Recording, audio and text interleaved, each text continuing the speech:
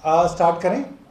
ठीक है दोस्तों, पिछले कुछ दिनों से हम दिल्ली के तीनों नगर निगम जिसके अंदर भाजपा का शासन है वो किस तरीके से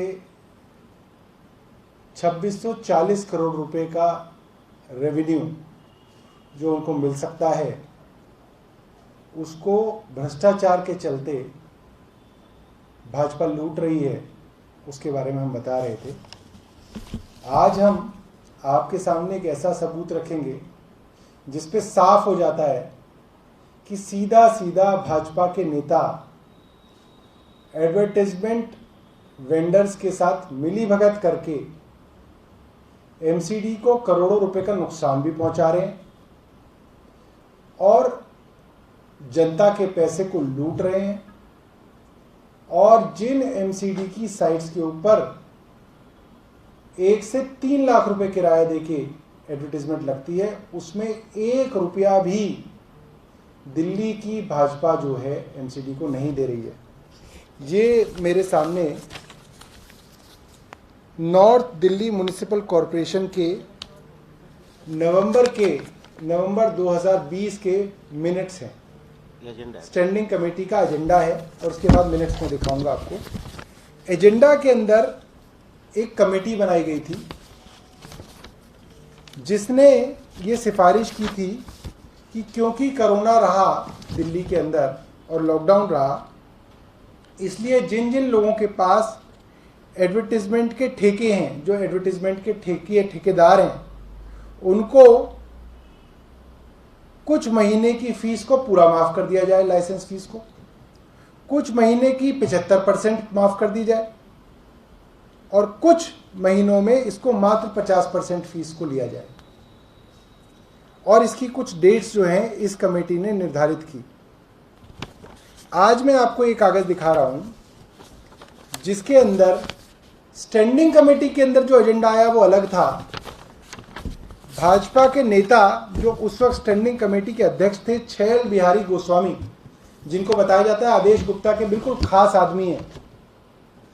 जितना भी नॉर्थ एमसीडी के अंदर छैल बिहारी गोस्वामी जी कर रहे हैं, आदेश गुप्ता जी की पूरी छत्रछाया में ये काम चल रहा है। तो आदेश गुप्ता जी ने खुद अपने हाथ से चिट्ठी लिखी हुई है, ये छैल बिहारी गोस्वामी ने खुद अपने हाथ से स्टैंडिंग कमेटी चेयरमैन के रूप में चिट्ठी लिखी हुई है जिसमें उन्होंने एजेंडे से 1 महीना और आगे बढ़ा दिया और एडवर्टाइजमेंट वालों को लाइसेंस फीस को माफ कर दिया। इसके अंदर जो रिवीजन की उन्होंने 23-22 मार्च से लेकर जून तक थी, 7 जून तक थी, उसको उन्होंने 30 जून तक बना दिया।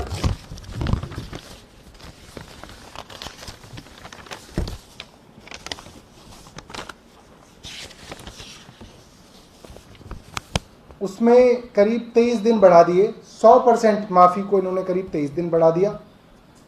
75% माफी को इन्होंने करीब 1 महीना बढ़ा दिया और 50% माफी को इन्होंने फिर से 1 महीना बढ़ा दिया। और ये स्टैंडिंग कमेटी में पास नहीं हुआ है। स्टैंडिंग कमेटी में कुछ और पास हुआ था। छैल बिहारी गोस्वामी ने चिट्ठी लिख के स्टैंडिंग कमेटी के मिनट्स को बदलवा दिया और पूरी नॉर्थ दिल्ली म्युनिसिपल कॉरपोरेशन के अंदर करीब 1 महीने की एडवर्टाइजमेंट रेवेन्यू का नुकसान जो है इन्होंने कराया है।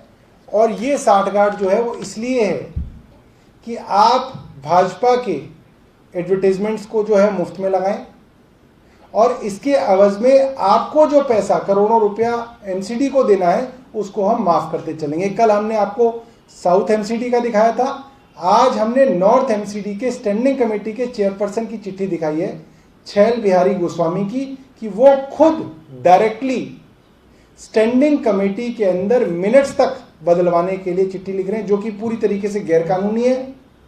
ये किसी तरीके से वैध नहीं है, मगर फिर भी मात्र एक चिट्ठी लिखने से उन्होंने स्टैंडिंग कमेटी के रेजोल्यूशन और मिनट्स को बदला और करोड़ों रुपए का नुकसान जो है एमसीडी को लगाया।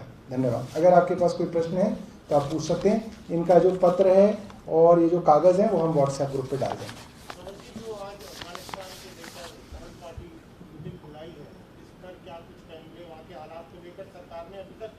औपचारिक कुछ भी नहीं रखा है। अब आज बुलाया जब विपक्ष ने काफी दबाव डाला सरकार पर। देखिए, जब जब धार्मिक कट्टरपंथी सत्ता में आते हैं, वो किसी भी धर्म के हों और वो किसी भी समय में आप निकाल लें, जब जब धार्मिक कट्टरपंथी सत्ता में आते हैं वो इसी तरीके की अनसाइंटिफिक इर्रेशनल हुक्मबाजी जो है चलाते हैं।